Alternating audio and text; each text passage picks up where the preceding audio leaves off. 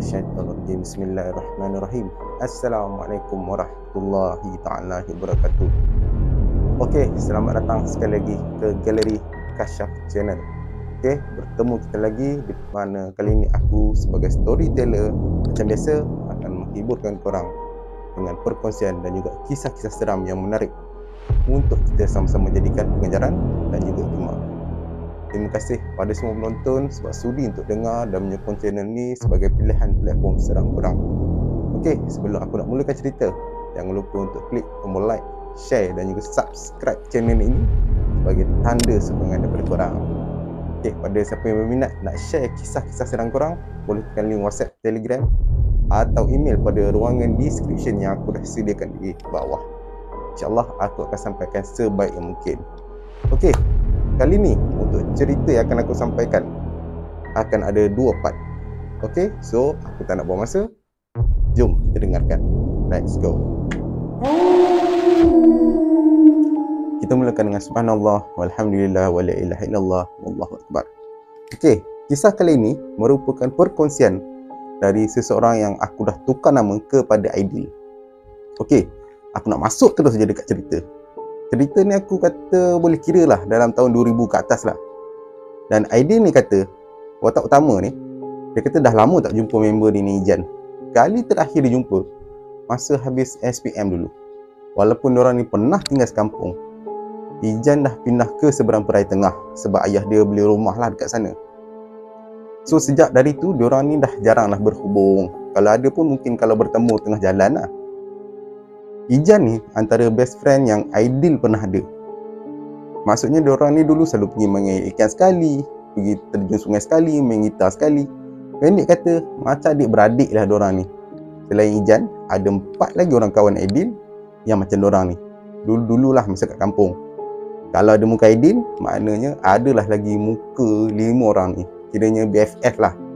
Nama diorang ni aku namakan sebagai Ijan, Apek, Kecik, Kakak dan Romzi. Kelima-lima sahabat ni belajar sekali lah dengan ayah si Aidil ni dulu. Kiranya ayah Aidil ni mengajar ilmu agama dan macam-macam lagi lah kat diorang ni. Bila dah besar, masing-masing pun bawa lah haluan sendiri. Yalah, masing-masing ada kehidupan diorang sendiri kan. So, diorang cuma berjumpa masa hari raya je. Setahun sekali. Tapi, Ijan ni yang paling susah nak jumpa dia. Dia macam seolah-olah bersembunyi dari Aidil dengan kawan-kawan dia. Satu hari tu, kakak ada call Aidil. Weh Aidil, ayah Ijan cari kau lah. Ha? Ada apa dia cari aku? Ijan tanya kan. Tak tahulah. Dia cuma kata nak jumpa kau. Dia panggil pergi rumah dia Jumaat ni lepas isyak. So Aidil pun jawab, tak apalah. Kalau macam ni, apa kata kita pergi sama-sama? Aku segan nak pergi seorang-seorang. Okey tak? So pendek cerita dia pun on lah. Jadi tiba yang hari dijanjikan, kelima-lima member ni berkumpul lah di sebuah masjid. Nak bertolak sekali lah. So lepas solat isyak apa semua, diorang ni terus naik kereta, si kakak ni, dan terus menuju ke rumah Ijan. Dan masih dalam kereta tu, macam-macam lah yang diorang sembangkan. Macam-macam teori lah keluar kan, kenapa ayah Ijan ni nak jumpa Aidil. Macam-macam lah, rancak lah berbual waktu ni.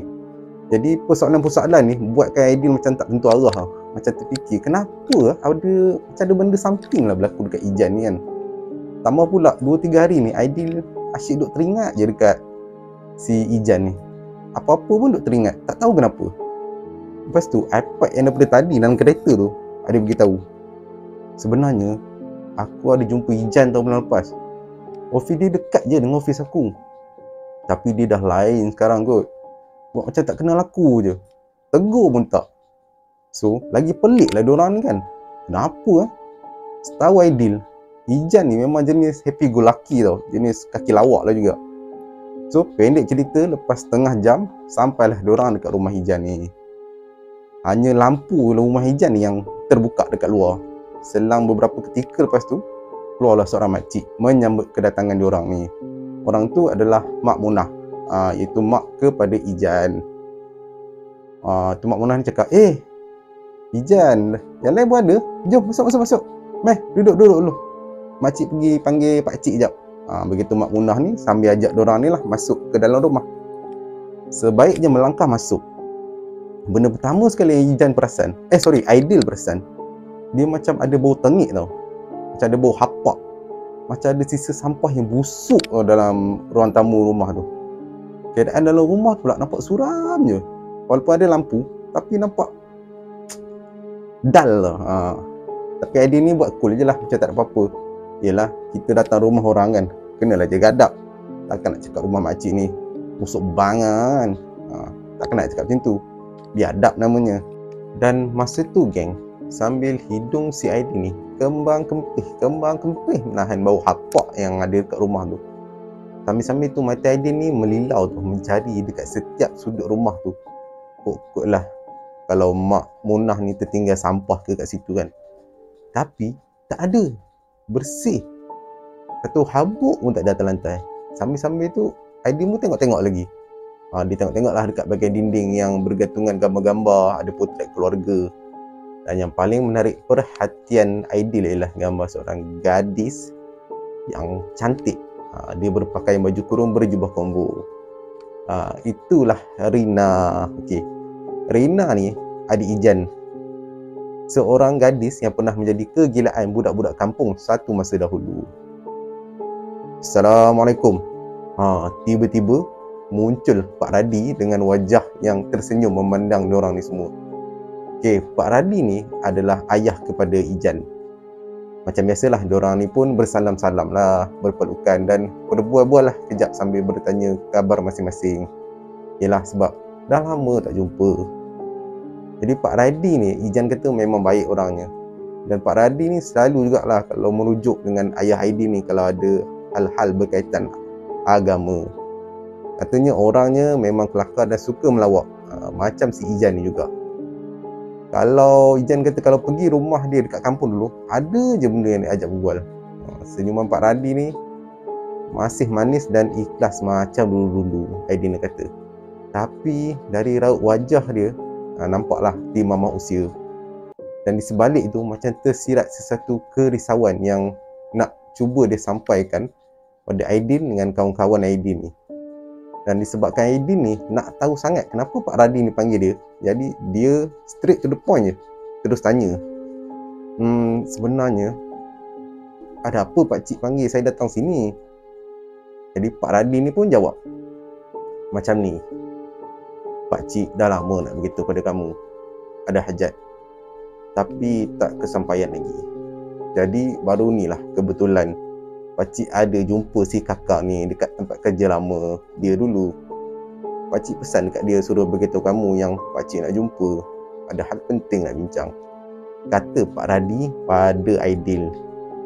Pak Radi ni pun beritahu lagi, ni dah kamu semua pakat datang ramai-ramai malam ni, pakcik ceritalah bagi semua sekali tahu. Tapi tolong jangan pecah rahsia ni. Ini rahsia keluarga pakcik, aib pakcik. Tapi pakcik percaya kamu semua boleh jaga amanah ni. Jadi diorang pun ramai-ramai lah, InsyaAllah pakcik, kami janji. So Pak Radi pun beritahulah yang sebenarnya Ijan dah kahwin, tapi dia dah bercerai. So diorang ni bila dengar Ijan dah kahwin macam terkejut monyet lah masing-masing. Jadi member Aidin ni ada seorang ni, si Apek, bersuara dengan muka heran. Bila dia kahwin pakcik? Kita orang tak tahu apa-apa pun. 2 tahun dah dia kahwin, tapi dah bercerai 3 bulan lepas, jawab Pak Radi. Sambil tu dia macam dia kesat air mata dia, macam dah berair yang sedih kan. Pak Radi ni beritahu lagi, dia kahwin dengan orang selatan, belum lagi ada anak lah. Masalahnya segala harta dia, termasuk duit dekat tamu haji RM45,000, kereta, rumah kondo Ijan ni dekat KL, semua jadi hak bekas bini dia ni. Pakcik tak kisah pasal harta dunia tu. Yang pakcik kisah, bekas bini dia main sihir. Terbeliak lah Aidil bila dengar cerita daripada Pak Radi ni. Macam mana pakcik tahu yang dia kena sihir? Aidil ni tanya. Dia macam was-was tau dengan tuduhan Pak Radi ni. Aidil ni dia sebenarnya dia jenis takkan terima sesuatu cerita tu bulat-bulat selagi dia tak nampak bukti tu dengan sah. Jadi Pak Radi ni pun beritahu Pakcik Syak yang menyihir si Ijan adalah bekas isteri dia. Itu Pakcik yakin. Itu kata-kata Pak Radi lah. Aidil sebenarnya dia tak puas hati dengan jawapan Pak Radi ni. Jadi dia pun beritahu, tapi kita tak boleh tuduh lagi Pakcik selagi tak ada bukti. Nanti jadi fitnah. Kawan-kawan yang lain pun macam pakat mengangguk lah tanda bersetuju dengan Aidil ni. Lepas tu Pak Radi ni cakap, okeylah, jom ikut Pakcik, kita naik atas, nanti kamu semua akan tahu. Pakcik Radi ni terus bangun dan pergi menuju ke tangga. So yang lain-lain pun ikutlah nak tahu apa yang terjadi ni kan. Lepas tu Pak Radi pun beritahu, kamu semua dah ready nak tengok kawan kamu semua yang dulu. Itu kata-kata yang terkeluar dari bibir Pak Radi sebab saja tangan dia pegang satu pintu tombol bilik tau. Aidil dengan kawan-kawan dia macam mengangguk je lah, tanda bersedia.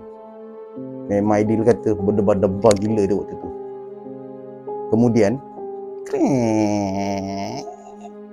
pintu dibuka lah. Aku bagi sound effect sikit. Secara tiba-tiba Aidil terbau lagi, bau hapak macam tadi, sama macam kat bawah, tapi kali ni siap package dengan bau najis dengan hancing tau. Aidil kata memang pekat betul lah bau dia. Lepas tu katanya ruangan dalam bilik tu agak gelap dan ada bau yang busuk betul lah dari dalam. Kawan-kawan Aidil yang lain ni pun masing-masing cuba tahan tau nafas daripada bau yang busuk dalam bilik tu. Yalah, diorang ni macam mana pun kena jaga adab juga sebab dekat rumah orang, takkan nak buat perangai kan, buat muka. Lepas tu lampu pun dibuka dan bilik pun jadi terang. Dan kat dalam bilik tu adanya sahabat diorang yang sedang terbaring di lantai, mengerekut tak berbaju. Tak lain tak bukan, itulah Ijan, geng. Ya, itulah Ijan, kawannya kepada Aidil, Kakak, Apek, Kecik dan Romzi. Ijan waktu tu cuma berkain pelekat, terbaring dengan penuh kotoran najis dan air kencing. Ijan waktu tu mendengus seolah-olah marah tau bila Pak Radi buka lampu. Kata Aidil, tubuh Ijan waktu tu memang kurus keding, sebiji macam pesakit kanser yang final stage tu lah. Kemudian dekat badan Ijan tu macam ada lubang-lubang hitam tu dekat belakang badan dia, macam ditusuk benda-benda tajam tu. Dan yang paling mengerikan sekali, dekat lubang hitam tu keluar kerak-kerak darah tu, macam nanah pun ada, dan bau dia betul-betul tengik, geng. Lepas tu pula katil dengan lantai bilik tu memang penuh berterabur najis Ijan tu sendiri. Tiba-tiba Ijan ni terus memalingkan muka dia ke arah si Aidil dengan yang lain-lain dekat kawan-kawan dia lah. Mata si Ijan ni nampak buntang tu, biji mata hitam lagi besar dari yang putih. Mulut dia pula meleleh-leleh, air liur menitik-nitik dekat lantai. Allahu Rabbi, Ijan, itu je yang Aidil dapat kata kan bila dia tengok kawan dia macam tu. Member yang lain macam tergamam tu, diam, membisu, tak tahu nak kata apa. Aidil pun tanya dekat Pak Radi, sejak bila jadi macam ni Pakcik? Pak Radi ni pun jawab lah, 2 bulan lepas sebelum dia bercerai. Maknanya sekarang dah 5 bulan. Cuma dalam seminggu ni makin teruk. Berak kencing pun dalam bilik. Tapi badan dia walaupun nampak kurus kering, makan 7-8 kali sehari. Pak Radi ni beritahu. Dan dekat satu penjuru bilik tu berselerak tulang-tulang ayam, nasi basi dan entah apa-apa lagi lah, dia beritahu, bercampur dengan najis Ijan tu sendiri. Pakcik dah cuci semua ni petang tadi. Tiap hari inilah kerja pakcik buang tahi dia. Lepas 2-3 jam ada lagi tahi dalam bilik. Mak dia pun dah tak larat nak cuci, kata Pak Radi lah. Aidil ni bila kali belakang nak tengok reaksi kawan-kawan Aidil, ada yang dah bergena air mata tau. Sedih bila tengok keadaan Ijan kawan diorang ni. Dan Mak Munah waktu tu lah yang paling sedih sekali, sedu sedan menangis. Dia tu Aidil ni beritahu, pakcik dah bawa ke pergi berubat? Pak Radi beritahu, dah, banyak tempat dah, yang datang rumah pun ada, tapi tak jadi. Dia elok kejap je. Selang 2-3 hari jadi balik. Aidil pun kepala pun tak tahu nak kata apa lah. Aduh. Sebab itulah pakcik teringat dekat ayah kau. Tapi pakcik nak kau tengok-tengok dulu. Kot-kot lah boleh tolong mana yang patut. Kata Pak Radi ni dengan Aidil. Dia kata pada Aidil lah. Aidil waktu ni agak tak confident jugalah. Sebab dia kata kalau setakat jin bodoh-bodoh macam toyol ke, langsui ke, hantu kom-kom ke, ceplos ke, dia kata boleh lah nak try-try. Tapi dia kata yang ni bukan biasa-biasa ni. Ini dahsyat punya game ni. Jenis master-master pendekar penyu punya game ni. Aidil ni beritahu lah. Tapi tak adalah terkeluar ayat tu dekat mulut Aidil. Tapi Aidil ni dia pegang satu benda je. Kalau orang minta tolong, kita jangan tolak lagi. Usaha dulu. Allah ada. Allah yang bagi sakit, Allah juga yang bagi sembuh. Jadinya, untuk permulaan, Aidil ni pun tanyalah dekat Pak Radi, rumah pakcik ni ada limau nipis tak? Jadi Mak Munah, mak pada Ijan ni jawab, ada. Kejap makcik pergi ambil. Jadi Mak Munah ni pun berlarilah pergi turun ke bawah. Sekejap je dia pergi bawah. Lepas tu dia datang balik, hulurkan Aidil sebungkus plastik berisi limau nipis. Aidil kata terkejut lah waktu tu. Ya Allah, banyak je limau makcik. Kita bukan nak masak tom yam. Saya nak sebiji je. Sebab pula Aidil ni mengusik lah Mak Munah tu. Jadi Aidil pun waktu tu, dia masuk ke dalam bilik sambil melangkah dengan berhati-hati. Katanya takut terpijak najis. Dia kata kalau dia dah terpijak kan, mau Aidil ni yang histeria. Jadi Aidil ni pun keluarkanlah sebiji limau nipis dari bungkusan yang Mak Munah tu bagi. Dan Aidil bacakan ayat daripada surah Al-Mulk, ayat 5. Ayat dia macam ni. Sorry lah kalau tak betul lah. Nanti boleh tolong betul ya. Walaqad zayyana as-samaa'a dunya bima sabihah wa ja'alna al-harujamal lisyayatin wa atadna lahum azabas sa'ir. Maksudnya, demi sesungguhnya kami telah menghiasi langit yang dekat pada penglihatan penduduk bumi dengan bintang-bintang, dan kami jadikan bintang-bintang itu punca rejaman terhadap syaitan-syaitan, dan kami sediakan bagi mereka azab neraka yang menjulang-julang. Selesai je bacaan tu, Aidil dia koyakkan limau nipis tu dan dia perah atas belakang Ijan. Titisan perahan limau tu dia selerakkan dekat belakang Ijan yang berlubang-lubang tu lah. Ijan waktu tu diamnya membisu. Sampai beberapa saat lepas tu, celaka kamu, celaka. Dia macam marah. Ijan waktu tu menjerit-jerit dengan suara yang agak berbeza sikit waktu tu. Nyaring dan tajam. Macam suara seorang wanita tua tau. Akulah kalau aku dengar macam tu, bintang pukang dah aku cabut lari. Sorry to say lah kalau nak buat macam tu kan. Memang aku cakap pakcik buat sendiri. Itu kalau aku. Okey, kita sambung balik. Lepas tu, Aidil dia bacakan satu lagi ayat dari surah yang sama sambil dia perah lagi limau nipis tu dekat belakang Ijan. Tapi surah sama, ayat lain lah. Ayat Al-Mulk, surah Al-Mulk ayat 7.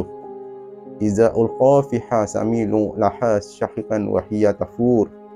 Maksudnya, apabila mereka dicampak ke dalamnya, mereka mendengar suara jeritannya meraung-raung sedangkan ia menggelegak. Waktu tu lagi meroyan dah Ijan bila Aidil bacakan ayat Al-Mulk tu. Lagi dia celaka. Lagi dia marah. Aidil tahu Ijan memang akan pedih. Sebab luka bila diperah limau, confirm lah pedih kan geng. Tapi dari luka-luka tu keluar satu gumpalan asap hitam tu, halus dan berbau tau. Aidil kata bau tu sebiji macam kita panggang daging busuk tau. Kita panggang direct pakai api, bukan pakai bara, pakai api tu. Macam tu bau dia naik, bau busuk dia. Pak Radi yang nampak tu terus mencangkung pergi ke arah si Ijan. Dia nak cubalah tenangkan satu-satunya anak kesayangan lelaki dia tu. Tiba-tiba kedebap, satu tendangan daripada Ijan singgah kat dada Pak Radi. Terperosok orang tua tu sampai ke penjuru bilik. Memang kesian lah Ijan, kata Pak Radi waktu tu. Tak pasal-pasal kena tendang. Weh, cepat angkat pakcik. Cepat. Dia nak main gila dah ni. Aidil cuba minta tolong kawan-kawan dia yang lain. Tapi kawan-kawan ni boleh diam je. Langsung tak bergerak. Masing-masing buat muka cuak je. Aidil kata memang berangin betul lah dia waktu tu. Aidil ni apa lagi kan? Woi, angkat lah. Tak jadi lagi teruk kang. Jadi Aidil ni dah menjerit. Barulah budak-budak ni tersentak macam tersedar. Yelah, first time nampak kot benda-benda orang kerasukan je tu. Jadi diorang ni pun masuk bilik, terus terjah mendapatkan Pak Radi yang tengah mengurut dada tu. Terus diorang bawa orang tua tu keluar daripada bilik. Diorang bagi Pak Radi rehat dan diorang sandarkan dekat pintu dinding dekat luar rumah tu lah, dua bilik tu. Aidil waktu tu dia kata dia masih lagi dalam bilik tu. Risau jugalah sebab dia fikir yang sekarang ni dia tengah berdepan dengan sesuatu yang jarang jadi lawan dia. Ijan waktu ni dah kerasukan ni kembali mengerekut badan dia tu, sambil muka dia menggosok-gosok bahagian lantai tu. Dalam hati Aidil ni puas duk fikir apa dia nak buat ni. Takkan dari tadi aku nak main limau je, duk perah baca. Memang tak jadi ni, dia kata. Memang sampai pagi. Blur terus Aidil waktu tu. Aidil waktu tu dia kata waktu ni dia memang dah cucuk sarang tebuan. Memang cari pasal. Mengaji tak habis lagi dah nak test power. Memang cari pasal lah Aidil kata. So Aidil cakap dalam hati, tawakal je lah. Apa nak jadi-jadilah. Tak apa, kali ni aku nak ajak bersembang. Dia pun tanya pada benda dalam badan Ijan ni lah, kau siapa? Tapi benda tu diam je tak bergerak. Woi, aku tanya kau ni, kau siapa? Aku bagi lagi. Aidil ni diulang dengan keras lagi tau. Tapi Ijan ni diam je. Tak ada cakap apa-apa, senyap. Aidil ni dia tutup pintu bilik. Dia tak puas hati, bagi Aidil dengan Ijan je dalam bilik tu. Sekarang ni diorang berdua je. Aidil tanya sekali lagi aku tanya kau elok-elok ni, kau jangan main-main. Aku ni bukan boleh, dah lama tak tumbuk orang ni. Aidil waktu tu dia sambil marah, dia cuba ulang je kaedah dia perah limau tu dengan tangan yang masih tergenggam dekat tangan lah limau tu. Dia perah lagi. Tiba-tiba Ijan ni menjerit tau, Nashiza, celaka kau. Bunyi memang bunyi marah betul lah. Makhluk dalam badan Ijan tu memang betul-betul marah lah. Dia ulang lagi, Nashiza. Dia cakap dia memang betul-betul lantang lah. Memang cukup mahras dia. Sifat huruf semua cukup. Aidil ni pun macam Nashiza. Dia macam pening. Dia cuba-cubalah fikir Nashiza ni siapa kan. Dia cubalah ingat kukuk ada dalam bahasa Arab ke, tapi macam tak ada maksud. Jadi Aidil tanya lagi, kau buat apa datang sini? Kau nak apa? Aidil tanya. Tapi bila tanya dia diam. Jadi Aidil ulang lagi soalan yang sama. Bila Aidil tanya, dia diam. Jadi Aidil ni macam stres tau. Bila tak tanya, dia menjawab. Bila tanya, senyap pula. So Aidil ni stres. Dia keluar bilik dan pergi jumpa kat Pak Radi ni. So Aidil ni pun beritahu, gaya macam ni lah Pak Radi, saya kena beritahu ayah saya juga ni. Ayah je yang boleh buat. Saya kalau buat lagi, memang dengan saya melingkup. Jadi Aidil pun dia kata dia minta izin lah untuk sampaikan cerita ni kepada ayah si Aidil ni. Jadi Pak Radi ni pun tak apa. Dia beritahu kat ayah, kalau boleh datanglah cepat. Lagi cepat lagi bagus. Kiranya Pak Radi ni ada redha lah kan. Jadi Aidil ni pun sementara tu dia papah lah Pak Radi turun ke bawah rumah dan rehat dengan Pak Radi ni dekat sofa. Sambil diorang tinggalkanlah Ijan sendirian dalam bilik tu. Pak Radi ni pun cakap, macam tu lah Aidil, geng-geng semua, korang semua nampak dah kan. So Aidil pun cakap, baiklah, macam ni saya yakin lah benda ni memang kerja jin. Tapi pakcik, sebenarnya saya belum yakin yang sihir tu bekas bini si Ijan ni. Kita ubatkan dulu. Apa-apa je kita serahlah pada Allah. Ilmu kita ni sebenarnya pakcik bukan tahap nak tunjuk dosa dekat orang. Yang buat tu semua di tangan Allah. Aidil ni cuba nak yakin kat Pak Radi lah supaya bersabar. Sebab dia tahu Pak Radi waktu ni dah macam putus asa dah, macam give up lah. Jadi Aidil ni pun dia pesan lah dekat Mak Munah, makcik, malam ni tolong kunci pintu bilik Ijan ya, bagi dia makan siap-siap, tinggal je Ijan dalam tu. Makcik jangan masuk sampai esok pagi, pesan dekat adik-adik dia sama. Jadi Mak Munah ni pun jawab, yalah Aidil, tapi cuma makcik, pakcik dengan Ijan je dalam rumah ni. Adik-adik dia semua duduk kat rumah makcik dia orang.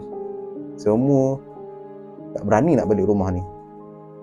Lepas tu Apek kawan saya Aidil ni, dia cakap lah, makcik, tapi tadi saya nampak Rina dekat atas, duduk senyum-senyum kat saya.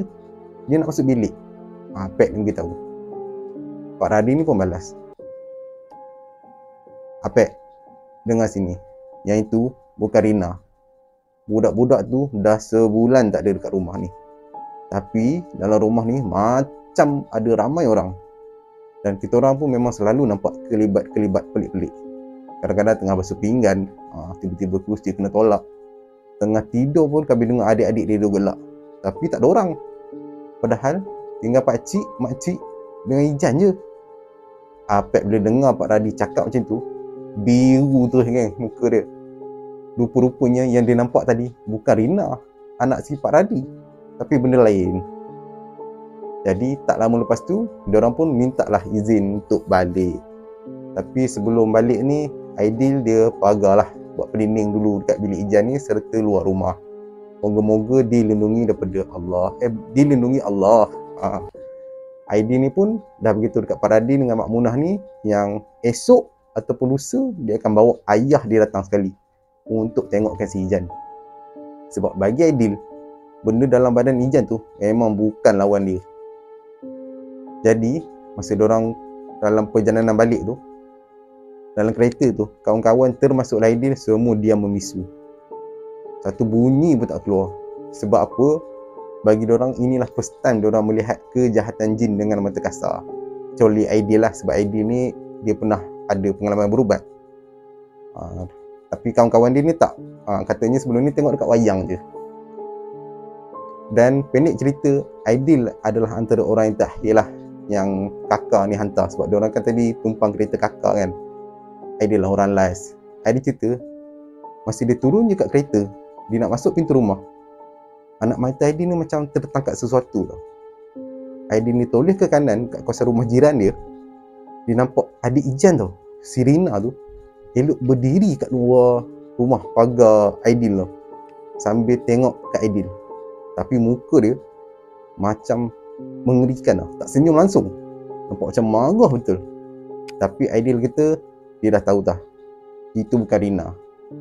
Macam mana pula tiba-tiba ada anak dara orang tiba-tiba muncul tengah malam kan? Confirm lah jelmaan. Jadi Aidil dia pergi dekat kawasan rumah dia, ambil air pipe tu, dia basuh muka, basuh kaki, ambil wuduk, baca ta'awuz 7 kali, barulah Aidil masuk rumah. Jadi sebelum dia nak tutup pintu dia tu, dia tengok balik kat pagar rumah jiran tu, dah tak ada lagi lah kelibat Rina ni. Tu memang confirm lah benda tu jelmaan, bukan Rina. Alright. Okey, sampai situ saja kisah jin pendamping Ijan ni untuk part 1. InsyaAllah nanti akan ada sambungan part 2 pula. Okey, sebelum aku mengundurkan diri, aku nak bagi pesanan untuk korang dan diri aku sendiri. Ingat, tak ada apa-apa yang berkuasa atas muka bumi ini. Yang berkuasa hanya Allah Subhanahu Wa Taala. Patuhilah suruhan dia dan jauhilah larangan dia. Moga-moga kita mendapat keberkatan dari Allah Subhanahu Wa Taala. Okey, minta maaf kalau aku cakap terbelit-belit masa aku menyampaikan cerita nanti. Cerita tadi itu pun dah terbelit. So, kita jumpa untuk next video. Assalamualaikum warahmatullahi wabarakatuh. Bye-bye.